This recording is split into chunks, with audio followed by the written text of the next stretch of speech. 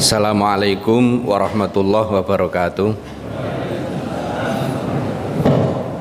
Alhamdulillahirabbil alamin wassalatu wassalamu ala asrofil anbiya wal mursalin Muhammadin wa ala alihi wa ashabihi ajmain, nama ba'd. Puji syukur kita panjatkan kehadirat Allah karena berkat rahmat, taufik dan inayahnya kita bisa berkumpul di masjid yang penuh berkah ini. Sholawat serta salam semoga tetap terlimpahkan kepada junjungan kita Nabi Muhammad Sallallahu Alaihi Wasallam. Untuk tema pagi hari ini tentang istighfar bagi orang-orang yang beriman, baik laki maupun perempuan. Dan ini masuk serial amal kecil berpahala besar sebagaimana yang nanti akan kita sampaikan.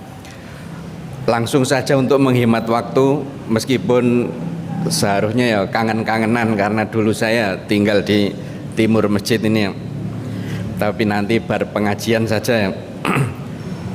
Saya bacakan hadisnya. Man istaghfara lil mu'minina wal mu'minat kataballahu lahu bikulli mu'minin wa mu'minatin hasanatan. Man istaghfara, barang siapa memohonkan ampunan, lil mu'minina wal mu'minat, untuk kaum mukminin laki-laki dan kaum mukminat, kaum mukmin perempuan. Kataballahu lahu, Allah akan menuliskan untuknya, bikulli mu'minin, untuk setiap orang mukmin laki-laki yang dimintakan ampunan, wa mu'minatin, dan untuk kaum wanita yang dimintakan ampunan, hasanatan, itu satu pahala kebaikan, satu pahala. Jadi kalau kita memohonkan ampunan untuk saudara-saudara kita sesama mukmin, maka dihitung oleh Allah setiap satu mukmin laki ataupun perempuan itu kita dapat satu pahala kebaikan. Dan nanti akan kita jelaskan betapa besar pahala istighfar untuk saudara-saudara kita sesama mukmin. Pelajaran dari hadis yang bisa kita petik, yang pertama, seorang muslim harus cerdas dalam beragama dengan melakukan amalan ringan yang berpahala besar. Jadi terutama saya sendiri sudah merasa sepuh, dan bapak-bapak yang dulu kelihatan masih muda sekarang ya agak berubah. Jadi makanya dalam beragama juga harus ada penyesuaian. Ya tentu saja tergantung dengan cita-cita kita atau obsesi kita. Dalam beragama itu ada 3 tingkatan, ada sabiqun bil khairat, ada muktasid, dan ada dzalimun li nafsi. Jadi sabiqun bil khairat itu orang yang semangat melakukan amal kebaikan, yang wajib maupun yang sunnah semuanya dilaksanakan, yang haram dan yang makruh semuanya ditinggalkan. Ini sabiqun bil khairat. Yang kedua ada yang level muktasid. Kelas muktasid itu kelas ekonomis. Jadi iktisad itu ekonomi. Jadi yang ditinggalkan hanya yang haram-haram, yang makruh kadang-kadang dilakukan, yang dilaksanakan yang wajib-wajib saja, yang sunnah itu hanya kadang-kadang. Terus tingkatan yang paling rendah, ini tingkatan kebanyakan dari kita, itu dzalimun li nafsi. Ya mengerjakan kewajiban, ya mengerjakan yang sunnah, tapi juga melanggar yang haram dan yang makruh. Makanya dikatakan dzalimun li nafsi, menganiaya diri sendiri. Sholat tapi tetap maksiat, makanya dinamakan dzalimun li nafsi. Ya kalau bisa kita naik ke peringkat muktasid, syukur-syukur ya sampai sabiqun bil khairat, orang yang cepat dalam melakukan berbagai amal kebaikan. Tapi ya kita harus melihat umur. Jadi makanya sebagian sahabat itu ada yang langsung memilih jalur muktasid. Makanya ada seorang sahabat yang sudah merasa sepuh mengatakan, ya Rasulullah, inna syara'il Islam qad kathurat. Jadi syariat-syariat Islam itu sudah banyak, tuntunan Islam sudah sangat banyak. fadullani ala amalin atasabatsu bihi muddata hayati, maka tunjukkan kepadaku satu amalan ringan yang akan aku lakukan sepanjang hidupku sampai aku meninggal dunia. Kata Rasulullah, ij'al lisanaka rotban bidzikrillah, jadikanlah lesanmu itu basah dengan zikrullah. Ini kan zikrullah kan ya ringan, cocok untuk yang sepuh-sepuh ya. Oleh Rasulullah kepada orang itu dipesankan, ij'al lisanaka rotban bidzikrillah, jadikanlah lesanmu itu basah dengan zikrullah.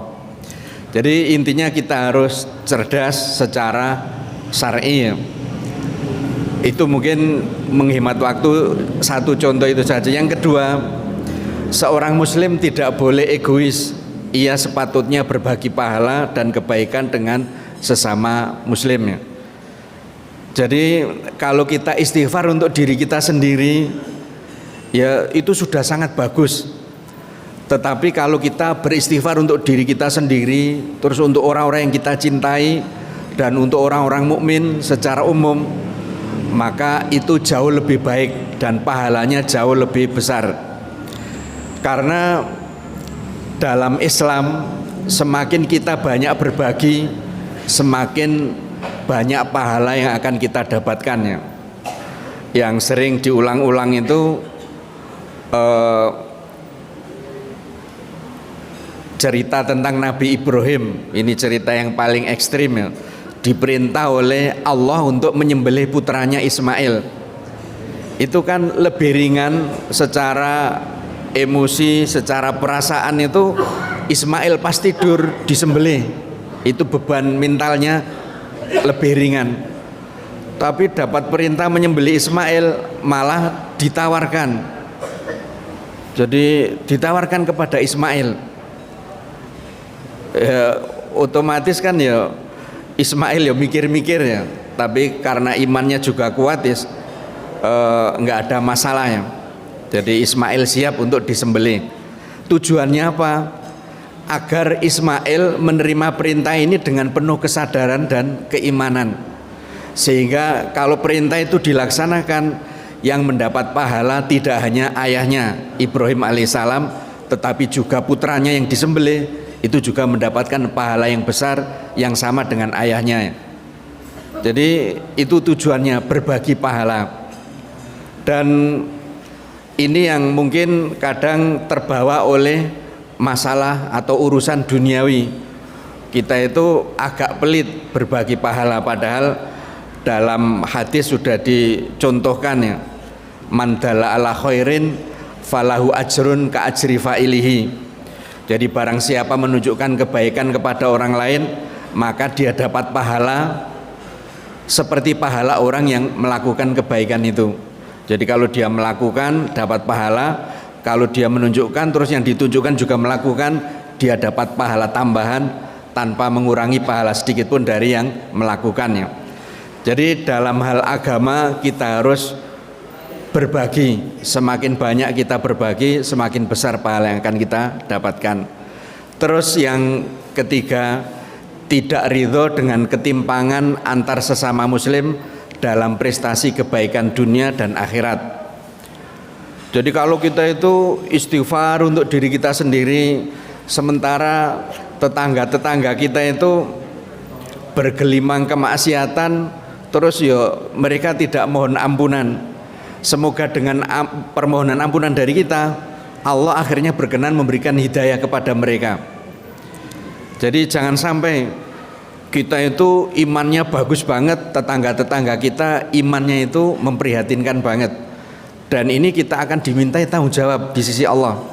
Sebagai satu contoh ya, itu Rasulullah SAW berkhutbah, terus beliau menyindir sebagian kaum muslimin. Kenapa ada sekelompok orang yang mereka ini tidak mau mengajarkan, memahamkan dan menasihati tetangga-tetangganya. Demi Allah, kalau mereka tidak melakukan seperti itu, ya mereka akan, atau aku akan menjatuhkan hukuman kepada mereka. Lalu Allah juga menyindir sekelompok yang lain. Mengapa ada sekelompok orang yang dia tidak mau belajar, tidak mau mencari pemahaman agama ya, tidak mau dinasihati. Demi Allah kalau mereka seperti itu, niscaya aku akan menjatuhkan hukuman kepada mereka. Pada saat itu para sahabat melirik kepada keluarga Asy'ari, karena keluarga Asy'ari ini keluarga agamis, religius dan terpelajar, tapi tetangga di sekelilingnya itu Arab Badui. Arab Badui yang pemahaman agamanya cetek, terus ya malas dalam melaksanakan amal-amal keagamaannya. Jadi keluarga Asy'ari oleh sahabat-sahabatnya itu ini kamu yang disinggung, kamu yang disinggung. Akhirnya mereka berjanji kepada Rasulullah untuk mengajari tetangga-tetangganya selama setahun. Dan dengan begitu tidak ada ketimpangan keimanan dan kepemahaman antara keluarga Asy'ari dengan keluarga di sekitarnya. Makanya kita mohon ampunan untuk diri kita sendiri, juga untuk tetangga-tetangga kita sesama kaum muslimin. Dan semangat seperti ini harus kita pupuk. Jangan baik untuk diri kita sendiri, baik juga untuk yang lainnya. Dan semangat mengejar ketertinggalan itu juga jangan sampai hilang dari diri kita. Ya seperti ada sebagian sahabat yang mengeluh kepada Rasulullah, terutama orang-orang fakir, orang-orang miskin ya. Ya Rasulullah, dzahaba ahlu duthur bil ujur. Orang-orang kaya itu memborong pahala. Duh kok bisa? Ya mereka ketika kita sholat, mereka sholat. Ketika kita puasa, mereka puasa. Giliran mereka zakat fitrah, kami atau zakat mal, zakat fitrah, kami tidak bisa menunaikan zakat. Oleh Rasulullah, aku akan tunjukkan kepada kamu satu amalan, kalau kamu mengerjakan pahalanya sama dengan pahala orang-orang kaya yang berzakat, bersedekah, berhaji. Itu amalkanlah setelah sholat itu ya, subhanallah, walhamdulillah, terus Allahu Akbar 33 kali masing-masing. Ternyata setelah orang-orang miskin mengamalkan itu, mereka agak pede, tapi menjadi tidak percaya diri lagi karena orang-orang kaya juga melakukan hal yang sama. Mereka datang lagi kepada Rasulullah lalu mengatakan, dzalika fadlullah yu'tihi may yasha. Itu adalah anugerah dari Allah yang diberikan oleh Allah kepada siapapun yang dikehendaki. Jadi itu pelajaran dari hadis. Kita masuk ke istighfar ya. Jadi tadi manistaghfara lil mu'minin wal mu'minat. Barang siapa memohonkan ampunan untuk mukmin laki-laki dan mukmin perempuan, itu untuk setiap mukminnya kita dapat satu pahala kebaikan. Saya bacakan saja ya. Dengan satu kali istighfar, minimal kita itu akan memperoleh pahala 1 miliar. Karena jumlah kaum muslimin hari ini mungkin surveinya ya beberapa tahun yang lalu, sekarang jumlah kaum muslimin lebih banyak lagi. Karena orang-orang Islam itu yang ya ber-KB, tapi KB-nya malah keluarga besar ya. Terutama di Palestina itu yang dibunuh sekian ratus, yang lahir itu malah sekian ribu ya. Jadi itu yang sangat ditakutkan oleh orang-orang Israel. Jadi jumlahnya sangat banyak, perkembangan kaum muslimin populasinya bertambah banyak. Di samping itu di Eropa, Amerika itu banyak yang mu'alaf menjadi muslim, terutama setelah gelaran Piala Dunia di Qatar kemarin ya. Jadi ini survei yang sudah cukup lama. Jadi jumlah kaum muslimin hari ini 1.200 juta atau 1,2 miliar. Tapi di dalam hadis tadi kan mukminin wal mukminat. Jadi mukminin dan mukminat itu levelnya lebih tinggi daripada muslimin dan muslimat. Jadi kalau kita mengikuti pendapat ulama bahwa mukminin dan mukminat itu berbeda dengan muslimin dan muslimat, berarti dari 1,2 miliar itu yang bertauhid, yang imannya bagus ya sekitar 1 miliar. Berarti sekali istighfar untuk mereka kita itu dapat pahala 1 miliar. Kalau kita ulang 2 kali 2 miliar, 3 kali 3 miliar, 10 kali 10 miliar. Tinggal mengalihkan saja ya. Jadi itu. Terus kalau kita mengikuti pendapat bahwa kata iman dan Islam itu kalau disebutkan dalam satu tempat dua-duanya maka maknanya berbeda. Jadi mukmin dan muslim kalau disebutkan dalam satu tempat itu maknanya berbeda. Mukmin lebih tinggi daripada muslim. Tetapi kalau disebutkan hanya satu, itu mukmin adalah muslim dan muslim adalah mukmin. Jadi kalau disebutkan dalam satu tempat dua-duanya ya seperti dalam akhir surat Al-Hujurat itu kan orang-orang Arab Badui mengatakan amanna, kami telah beriman, tapi ditegur oleh Allah walakin qulu aslamna, kamu jangan berkata kami telah beriman tapi kami telah berislam. Ini disebutkan dalam satu tempat iman dan Islam, berarti maknanya berbeda. Tapi kalau di satu tempat hanya disebutkan mukmin saja atau muslim saja, maka yang dimaksud mukmin adalah muslim dan muslim juga mukmin. Makanya kalau begitu berarti 1 kali istighfar itu kita dapat 1,2 miliar pahala. Dan kalau kita ulang-ulang berarti tinggal mengalihkan saja. Terus ditambah lagi, ini poin yang ketiga ya. Apabila kita menambahkan kaum mukminin dan kaum mukminat yang telah meninggal dunia, maka pahala untuk kita itu menjadi bermiliar-miliar bahkan bisa triliunan. Karena apa? Karena jumlah orang yang sudah meninggal dengan kaum muslimin yang masih hidup sekarang itu ya yang meninggal jauh lebih banyak. Terus pengertian mukmin muslim itu sejak zaman Nabi Adam sampai zaman kita. Jadi pengertian mukmin itu orang-orang yang sudah meninggal sejak zaman Nabi Adam sampai istighfar kita mohonkan kepada Allah ya. Itu jumlahnya sangat banyak. Jadi apa istilahnya? Ya ada seorang penyair itu mengatakan hati-hati kalau kamu berjalan, karena bisa jadi di jalanan yang kita injak itu adalah kuburan nenek moyang kita ya. Jadi intinya jumlah orang yang meninggal dunia itu sangat banyak. Jadi makanya 1 kali istighfar bisa triliunan pahala kita dapatkan. Makanya ini tidak boleh kita sia-siakan. Istighfar di samping untuk diri kita sendiri ya, untuk saudara-saudara sesama mukmin yang laki maupun perempuan, sesama muslim yang laki maupun perempuan, al-ahya minhum wal amat, yang masih hidup maupun yang sudah meninggal dunia. Terus apakah ada contoh dari ulama salaf ya? Ada ini ya.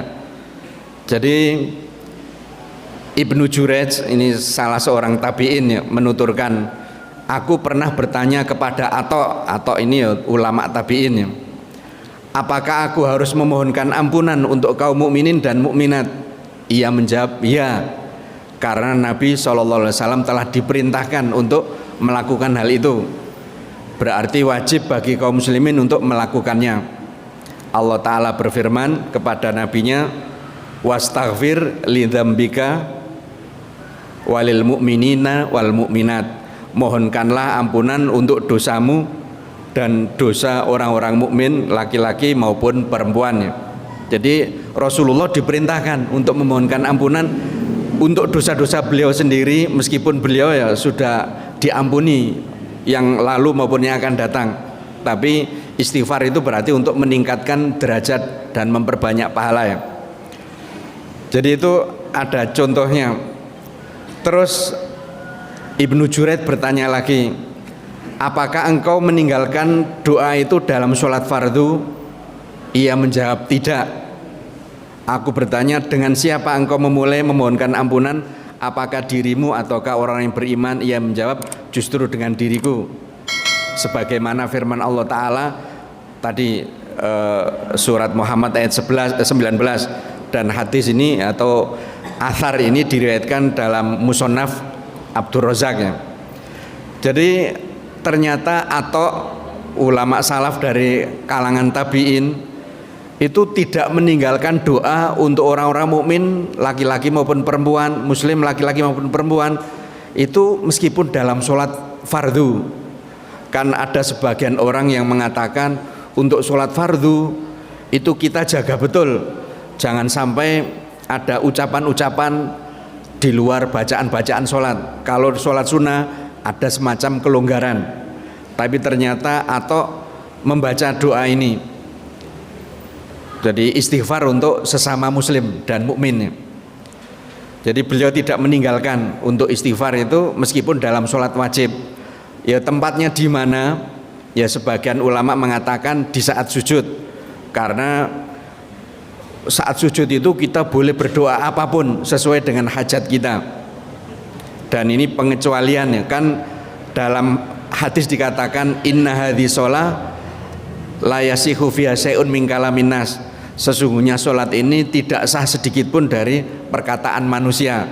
Dari hadis ini ulama bersikap hati-hati, jangan sampai dalam sholat itu keluar ucapan-ucapan di luar bacaan sholat yang itu masuk kategori kalamun nas ya, ucapan manusia. Tapi dikecualikan dari larangan ini saat sujud, karena itu adalah posisi paling dekat antara hamba dengan Allah, dan kita diperintah untuk memperbanyak doa. Dan tentu saja doa itu sesuai dengan hajat kita, persoalan yang kita hadapi, permasalahan yang kita alami. Sehingga doanya ya macam-macam, bisa jadi ada masalah baru yang Rasul tidak mengalaminya, sehingga contoh doa dari beliau ya tidak kita dapatkan ya, sehingga doanya bebas. Terus sebagian ulama juga membolehkan doa-doa yang di luar bacaan sholat itu setelah tasyahud akhir. Jadi setelah tasyahud akhir itu sebagian ulama membolehkan doa-doa apa istilahnya, doa bebas sesuai dengan hajat kita. Meskipun ini masih ada perbedaan pendapat, karena dubura kulli sholatin, di akhir setiap sholat ada yang memaknai itu maksudnya doa setelah salam, itu yang bebas. Tapi sebagian ulama mengatakan dubura kulli sholatin itu maksudnya ya menjelang salam maupun setelah salam ya.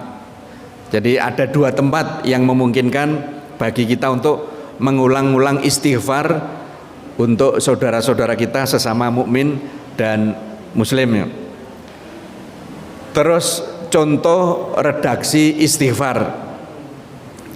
Redaksinya ini ya apa istilahnya, sudah familiar, sering kita dengar dari para khotib di akhir khutbah Jumat maupun di momen-momen pernikahan, walimahan atau akikohan. Redaksinya sudah sangat familiar, insya Allah kita sudah hafal.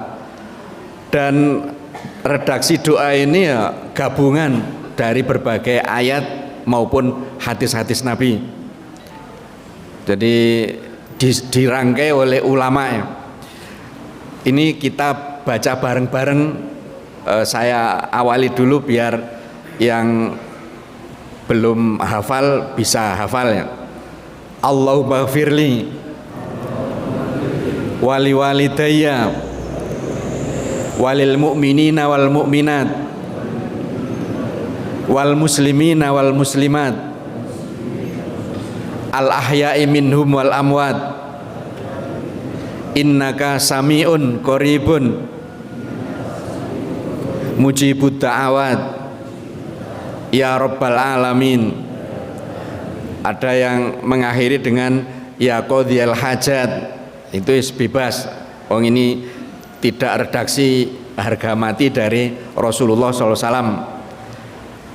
Jadi kita ulang sekali lagi ya, Ya ini juga kita niatkan, jadi sudah 1 triliun pahala kita dapatkan ya. Jadi bahkan lebih. Allahumma ghfirli wali walidayya walil mu'minina wal mu'minat wal muslimina wal muslimat al ahya'i minhum wal amwat innaka sami'un qaribun mujibud da'awat ya rabbal alamin. 2 triliun ya pahala ya. Ya kita awali dengan diri kita, karena kita itu orang yang paling membutuhkan ampunan dari Allah. Terus kita setelah itu menyebut nama dua orang tua kita, karena mereka itu orang yang wajib kita bersyukur kepada mereka setelah kita bersyukur kepada Allah Ta'ala. Terus setelah itu mukminin dan mukminat, karena level mereka lebih tinggi daripada muslimin dan muslimat. Terus al-ahya, yang masih hidup dan yang sudah meninggal dunia. Itu redaksi contoh doa istighfar bagi saudara-saudara kita sesama mukmin. Terus yang terakhir, kita kan sudah dapat tadi ya husnudzon kepada Allah, sudah dapat pahala 1 triliun. Maka kita itu harus menjaga pahala itu jangan sampai hilang sia-sia begitu saja. Jadi kita sudah dapat pahala banyak, tapi ternyata kita begitu selesai istighfar, kita melakukan dosa yang hukumannya itu dihapuskan. Pahala kita itu meskipun sebesar gunung, seluas lautan, itu pahalanya dihilangkan oleh Allah, sehingga menjadi perbuatan yang sia-sia. Makanya di samping beristighfar sebanyak-banyaknya, kita harus bisa merawat pahala istighfar dengan meninggalkan dosa-dosa yang itu menguras pahala yang sangat cepatnya. Yang pertama ini menjauhi kemaksiatan dan dosa. Saya bacakan hadisnya ya. La'a'lamanna aqwaman min ummati ya'tuna yaumal qiyamah bihasanati amthali jibali tihama baydha. Sungguh aku mengetahui sekelompok orang dari umatku, itu banyak orang dari umatku ya. Ya'tuna yaumal qiyamah, mereka datang pada hari kiamat bihasanatin amthali jibali tihama. Mereka membawa pahala yang sangat besar seperti pegunungan Tihama. Jadi ini pegunungan Tihama itu ya di Arab Saudi, itu berjajar, sangat panjang dan tinggi ya. Jadi pahalanya itu sebesar pegunungan Tihama, putih, kelihatan menggunung itu ya. Fayaj'aluhallahu azza wa jalla haba'an manthura, lalu Allah menjadikan pahala yang sangat besar itu habaan manthura, ya tertiup angin terus kabur sia-sia ya. Jadi pahala yang banyak itu ternyata berhamburan, berpindah ke banyak orang yang dizalimi, terus menguap begitu saja ya. Qala Thauban, ada salah seorang sahabat Nabi yang bernama Thauban mengatakan, ya Rasulullah, wahai Rasulullah, sifhum lana, tolong sebutkan sifat-sifat mereka kepada kami. Jalihim lana, terangkanlah siapakah mereka itu kepada kami. Ala nakuna minhum wa nahnu la na'lam, jangan-jangan kita itu seperti bagian dari mereka sedangkan kita tidak mengetahuinya, tidak menyadarinya. Qala Rasulullah SAW menjawab ya, ama innahum ikhwanukum wa min jildatikum, ketahuilah sesungguhnya mereka itu saudara-saudara kalian, wa min jildatikum, dan kulitnya juga sama dengan kulit kalian. Ya sawo mateng, yang Eropa ya kulitnya putih ya. Jadi yang Muslim Eropa ya kulitnya putih, terus yang Afrika ya negro atau hitam. Jadi kulitnya sama dengan warna kulit kalian. Dan istimewanya wa ya'khuduna minal lail kama ta'khudun, mereka juga qiyamul lail di sebagian malam seperti yang kalian lakukan. Jadi mereka ya KTP-nya ya Islam, terus bangsanya ya bangsa Melayu, orang Jawa, orang Sragen, orang Jawa Tengah ya. Dan mereka melakukan qiyamul lail di sebagian malam sebagaimana yang kalian lakukan. Malah bisa kita itu yang enggak qiyamul lail ya. Walakinnahum aqwamun, tapi ini yang membuat mereka itu pahalanya berhamburan sia-sia ya. Akan tetapi mereka aqwamun adalah orang-orang idza khallau bimaharimillah, apabila mereka sendirian. Jadi apabila mereka itu sendirian di dalam kondisi sepi bimaharimillah, dan di hadapan mereka itu larangan-larangan Allah, intahakuha, mereka itu melanggar semua larangan Allah karena nggak ada yang tahu. Jadi ketika mereka sepi-sepi itu yang haram-haram itu dilakukan. Jadi ya ini berlaku untuk siapapun, terutama mungkin para dai, para ustadz itu ya, ketika di masjid kelihatannya bagus, tapi begitu sendirian itu ternyata hal-hal yang diharamkan oleh Allah dilakukan. Makanya misalnya ya ada cerita anaknya kiai menghamili santriwati, itu ada ya. Mungkin terus dai punya affair selingkuhan ya dan seterusnya dengan sebagian jamaah putrinya ya. Terus juga mungkin yang anggota dewan kelihatannya islami, terus ketika kunker ternyata mampir ke tempat dugem atau yang lainnya. Guru karena setelah sertifikasi terus gajinya berlebih, akhirnya coba nambah, tapi nambahnya dengan cara yang tidak baik-baik ya, sehingga timbul gaduh. Jadi ini berpotensi melakukan semua itu dari semua kalangan,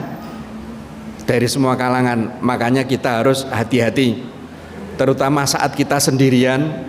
Kita itu harus lebih malu kepada Allah daripada malu kepada makhluknya. Jadi ketika sendirian itu kita harus memperbanyak istighfar, memperbanyak ta'awudz, isti'adzah kepada Allah, dan jangan terlalu sering sendirian karena asyaiton ma'al wahid, setan itu akan membersamai orang yang sendirian. Tapi dengan 2-3 orang yang soleh, setan itu akan jauh ya. Jadi itu menjauhi hal-hal yang diharamkan oleh Allah saat kita itu sendirian, saat kita itu tidak bersama yang lain. Makanya kan diantara obat hati yang ada 5 itu kan ada satu kalimat itu, wong kang soleh kumpulono ya, wong kang soleh kumpulono. Tapi oleh sebagian teman itu diplesetkan wong kang sholat kumpulono ya, karena yang istri-istri yang sedang tidak sholat kan nggak boleh dikumpulin ya. Jadi mungkin itu yang sudah rindu banget dengan istrinya sehingga memplesetkan seperti itu ya. Itu yang pertama, merawat pahala istighfar dengan menjauhi kemaksiatan dan dosa, terutama saat kita itu sendirian. Ini terjemahannya tadi sudah diterjemahkan. Menghindari bangga diri dan ketertipuan dengan amal kebaikan, termasuk istighfar tadi.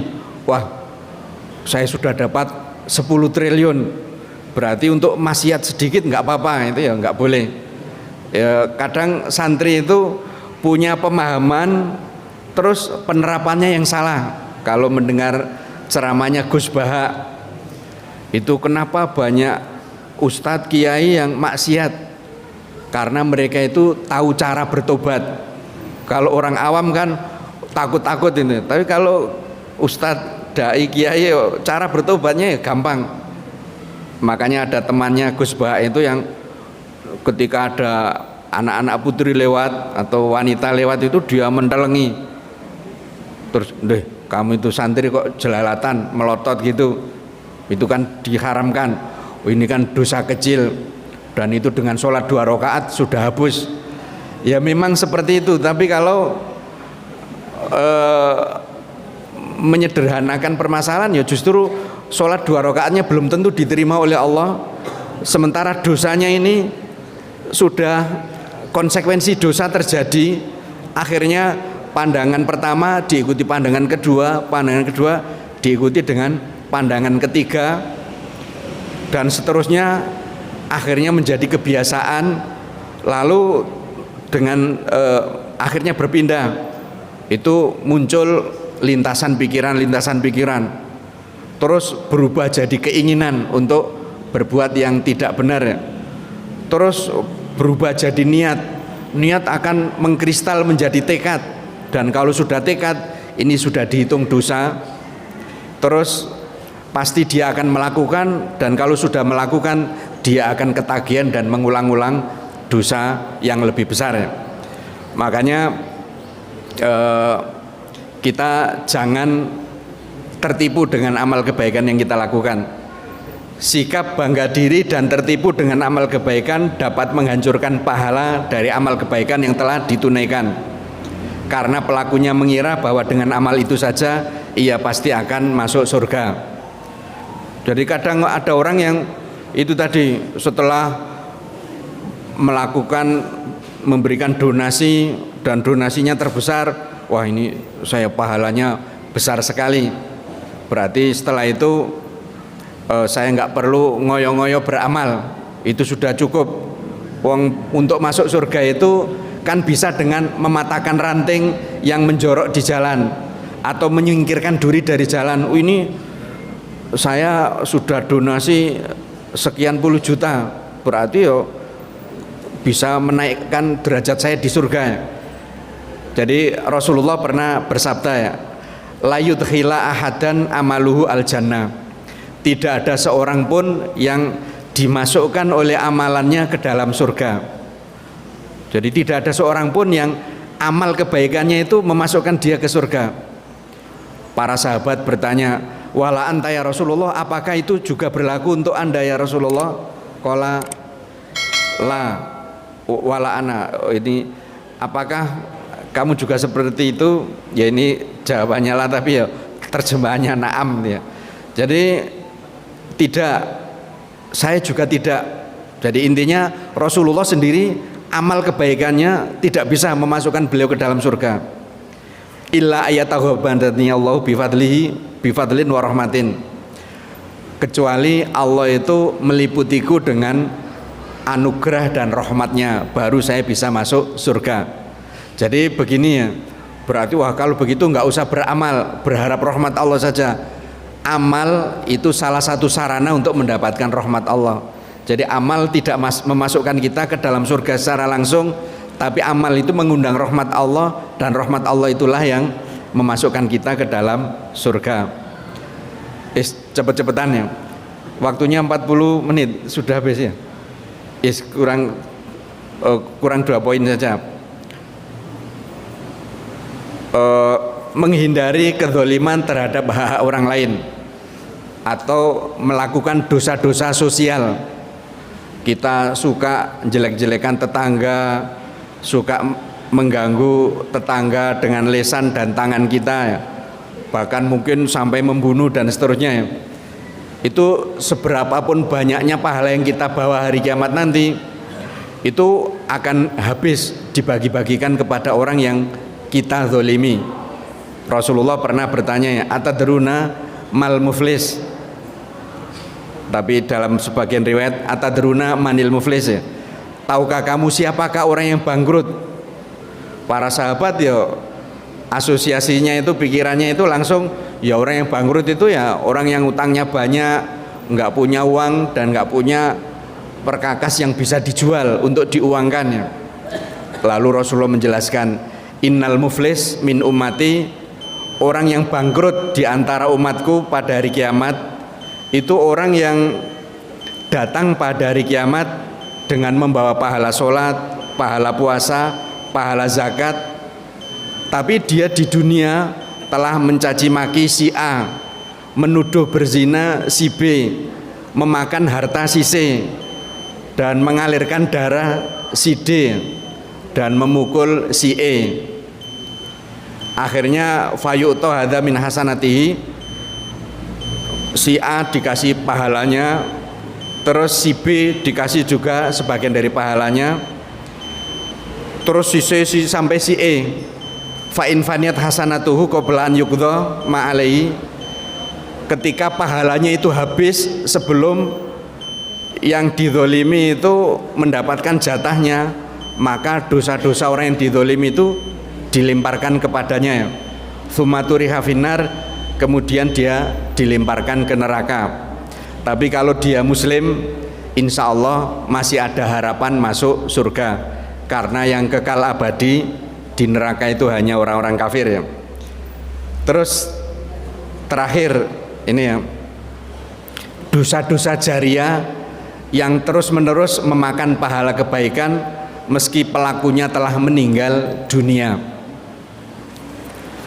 Jadi kita harus menjauhkan diri dari dosa jariah.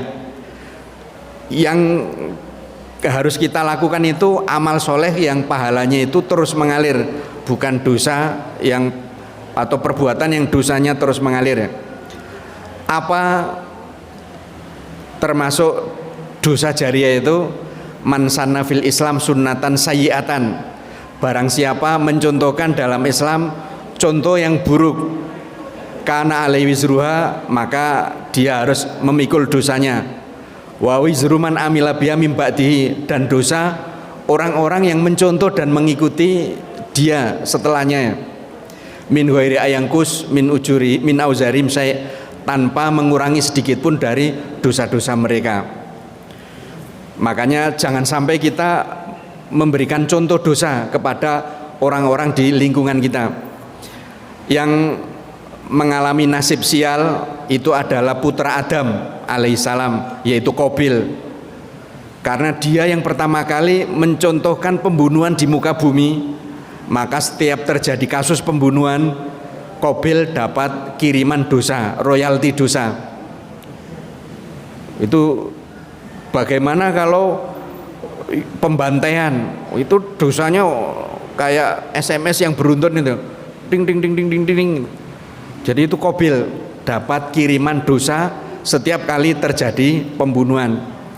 Terus kalau ada yang berinovasi, di samping membunuh terus dimutilasi, maka orang-orang yang mengikuti, atau kalau banyak yang mengikuti, maka yang inovator, kreator mutilasi itu dapat kiriman. Kalau Qabil dan Habil hanya royalti pembunuhan. Kalau ada inovasi, itu nanti yang mencontohkan dapat royalti dosa. Seperti dulu ada ibu-ibu yang memutilasi suaminya, terus ditanya kenapa kok memutilasi suaminya, dapat ide dari mana? Ya setelah menyaksikan berita kriminal itu, pembunuhan yang dilakukan oleh Rian ya, LGBT itu ya. Jadi dia membunuh terus memutilasi, dan yang dibunuh banyak pasangan gay-nya itu ya.